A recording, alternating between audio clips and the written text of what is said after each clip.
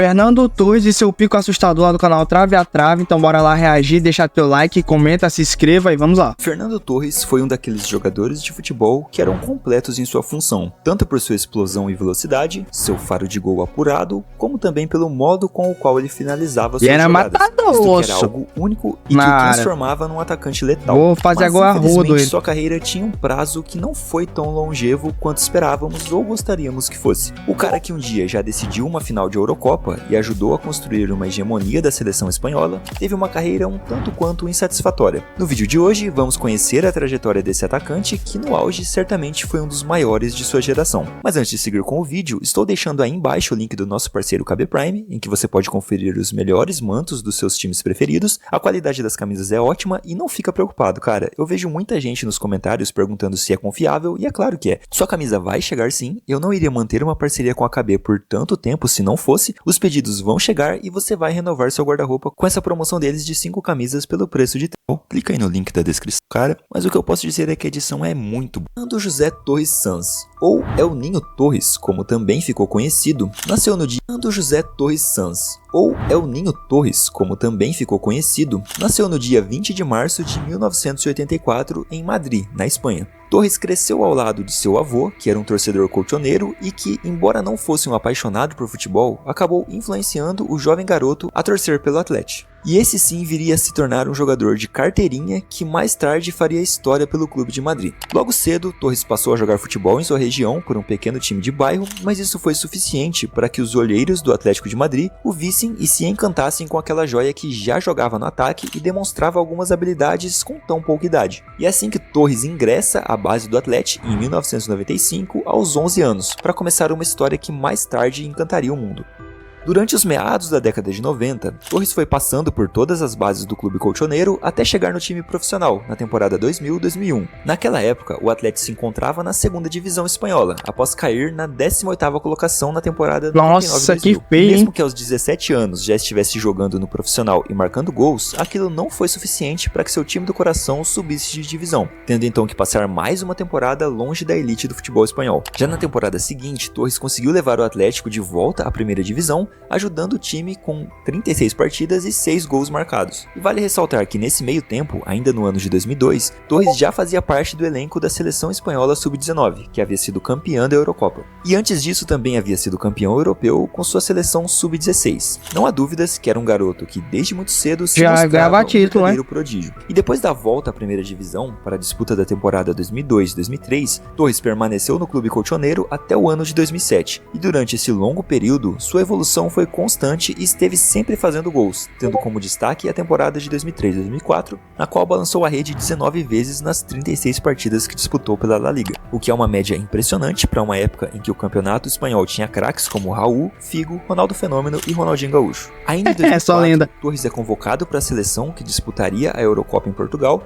mas acabou não saindo do banco numa péssima campanha em que sua seleção nem mesmo passou da fase de grupos. Mas independentemente disso, ele seguia como um diferencial naquele Atlético, que não tinha a relevância que tem hoje em dia, nem mesmo figurava em competições como a Champions League e tampouco brigava por títulos em seu país, ficando sempre no meio de tabela. Àquela altura, Torres estava num nível acima do que seu próprio clube. E vale lembrar de uma curiosidade aqui. Durante sua primeira passagem no Atlético, Torres chegou a jogar com o já veterano Diego Simeone, que mais tarde seria seu técnico durante sua volta ao clube colchoneiro. Em 2006, El Ninho participa daquela que foi sua primeira Copa do Mundo, mas acabam sendo eliminados pela França de Zidane ainda nas oitavas de final. Só que ele marcou 3 gols nas 4 partidas disputadas pela Espanha naquele Mundial, e claro que ele mal sabia que o melhor ainda estava por vir na próxima Copa. A temporada 2006-2007 é sua última, na primeira passagem pelo clube do coração, pois mesmo sendo o verdadeiro queridinho da torcida, sempre marcando gols e sendo o destaque do time, Torres precisava vivenciar coisas novas e expandir seus horizontes em ligas mais competitivas e em times, naquela época, mais competitivos, já que estava vivendo o seu auge no futebol e não havia mais como o Atlético segurar o jogador. Assim, sob o valor de 38 milhões de euros, Torres foi vendido ao Liverpool, onde se adaptaria rapidamente e lá ao o homem de jogo dos destruiu ingleses e de suas competições, e ele chegou brilhando e fazendo gols, que era sua especialidade naquele momento. Na temporada 2007-2008, a sua primeira na Inglaterra, aos 24 anos de idade, Torres foi o vice-artilheiro da Premier League com impressionantes 24 gols, ficando atrás apenas de Cristiano Ronaldo. Máquina, né, foi que é semifinalista difícil. da Champions e mais tarde campeão espanhol pela sua seleção naquela época de ouro em que ele ainda foi o protagonista da final. E vale lembrar que o papel de Torres naquela seleção não foi somente o de fazer o gol da final contra a Alemanha. Naquela época, a Espanha estava só iniciando uma hegemonia que levaria os próximos 5 anos. E assim como outras peças importantes daquele elenco campeão em 2008, que contava com caras como Davi Villa, Iniesta e Xavi, é claro que Torres e outros grandes jogadores também tiveram destaque. Temporada encerrada e com o título pela seleção, Torres é indicado para receber a Bola de Ouro pela temporada 2007-2008 e acaba ficando apenas atrás de Messi e Cristiano Ronaldo. Àquela altura, de fato, não havia jogador melhor do que esses três, então todo o protagonismo era condizente com o que eles estavam entregando no momento. A temporada passada tinha sido espetacular, mas é bem verdade que o mesmo feito não conseguiu ser reproduzido na temporada seguinte, em 2008 e 2009. Ainda com bons números e vivendo uma ótima fase, o Liverpool àquela altura já não era mais o que havia vencido a Champions alguns anos antes, nem tampouco era o que é atualmente, visto que com certa constância vence alguns títulos na Inglaterra. Desde a época do Atlético de Madrid, Torres acabou chamando mais atenção pelo seu desempenho individual e os bons números do que por títulos conquistados. Sendo assim, essa foi mais uma temporada em que os Reds não levantaram nenhuma taça, mas havia ainda a expectativa de um confronto entre Brasil e Espanha pela Copa das Confederações ao final da temporada. Uma disputa entre dois campeões continentais, que era esperada, mas acabou não acontecendo, pois os espanhóis foram eliminados na semifinal diante dos estadunidenses. Nossa, a temporada seguinte, os Estados Unidos, caraca, é mais uma em que seu time não consegue levantar taças. Torres, por sua vez, consegue boas médias, mas o melhor ainda estava por vir ao fim da temporada, na Copa da África. Mesmo começando a competição como reserva, ao longo do torneio, Torres consegue se firmar como titular e, embora não tenha balançado as redes em nenhum jogo da campanha de sua seleção, ainda fez parte daquele time campeão, mostrando seu valor e importância e ainda de quebra ganhou aquele que certamente foi o maior título de sua carreira. Já na temporada seguinte, as insatisfações começaram a surgir quando o assunto é permanecer no Liverpool, especialmente porque os Reds não viviam o melhor momento de sua história ali, e a falta de competitividade e o fato de não vencer títulos foi crucial para que Torres decidisse aceitar a proposta do Chelsea por um valor impressionante de 58 milhões de euros, na janela de transferências de inverno em janeiro de 2011. Ao se transferir para o Chelsea, talvez muitos, e até mesmo o próprio Torres, pensaram que dessa vez ele finalmente iria conseguir o que lhe faltava. E mesmo com a torcida do Liverpool querendo sua permanência no time, ele acaba decidindo ir para lá mesmo. Pelo Liverpool, Torres disputou 142 partidas, marcou 81 gols e deu 19 assistências. Pô, 81 gols, tá bom. A maioria já deve saber qual rumo sua carreira tomou. Na metade da temporada 2010-2011, apenas um gol foi marcado em 18 jogos disputados. Caramba! Que mostrou um começo nada promissor e bem longe do esperado. Chegou ao ponto que, em sua passagem no time, Torres acabou virando meme e ficando conhecido como o cara que perdia gols inexplicáveis. Além, é claro, de não fazer mais tantos gols, o que era sua especialidade. Mas apesar de uma passagem conturbada, ele também viveu bons momentos no Chelsea como na Champions. Muitos até aqui já sabem que o Chelsea foi campeão pela primeira vez na competição, lá em 2012, e que Torres foi decisivo com aquele gol que colocou seu time na final contra o poderoso Barcelona. Que deixou o goleiro no chão. Um gol épico no qual, ao apagar das luzes, Torres recebe a bola após o chutão de Bozingua. A bola cai nos pés de El Ninho, que em uma arrancada absurda, ele dá um corte no goleiro e sacramenta a classificação dos Blues, um gol que, se não existisse, não daria aquele título ao clube inglês. Mais tarde, a Espanha vai para mais uma Euro na busca do seu bicampeonato e Torres participa daquele elenco fantástico, que até pode não ter tido uma vida fácil em toda a competição, mas que deu um verdadeiro passeio contra a Itália na final, inclusive com Torres metendo um dos gols. O cara simplesmente gosta de fazer gols na final dessa competição, não tem como. Espanha 4, Itália 0, fora o baile. E esse título acaba sendo o último conquistado por aquela geração impecável. Acabou sendo uma boa temporada, essa de 2011 e 2012, mesmo que seu desempenho individual não tenha sido dos melhores, 3 títulos de bastante importância acabaram sendo conquistados, e querendo ou não, mais uma vez seu nome estaria escrito no Chelsea e também na sua seleção.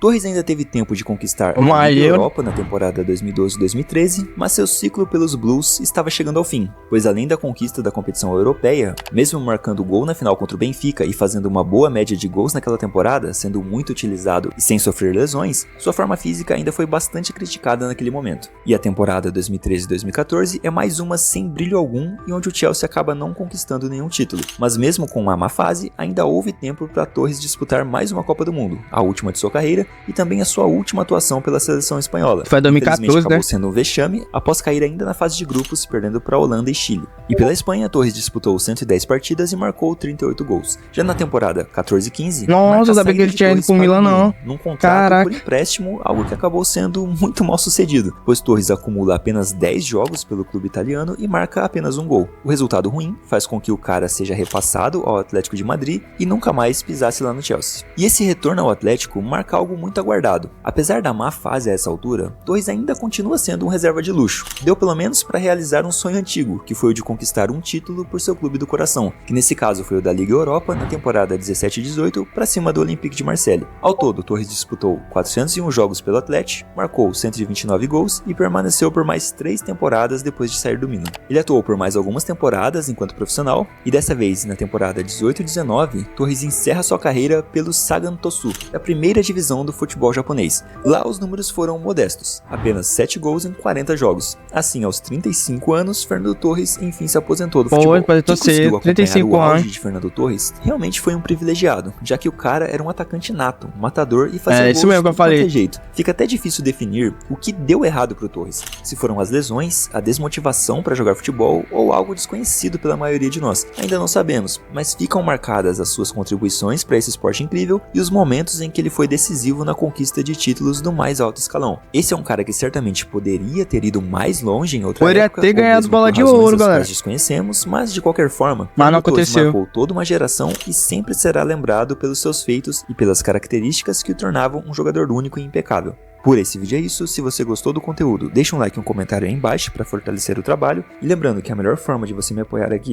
Walkman, ele chegou até a ficar entre um dos melhores do mundo, só ficou atrás de Messi, Cristiano Ronaldo, então ele poderia ter ganhado a bola de ouro, no decorrer da carreira dele ali pelo Liverpool, pelo Chelsea e tal, poderia ter ganhado a bola de ouro, mas acabou não conseguindo, mas quem viu esse cara no auge, até teve o privilégio mesmo de ter visto o quão bom ele era, porque eu não tive a oportunidade de ver assim o lance dele, pra falar a verdade, porque eu ainda era muito pequeno e tal, e na época eu não me lembro muito assim, eu só fui ver depois, muito pra frente no YouTube e tal, alguns skills dele, e vi o quão bom ele era como centroavante pelo Atlético, pelo Chelsea e pelo Liverpool, e também principalmente pela Espanha, né?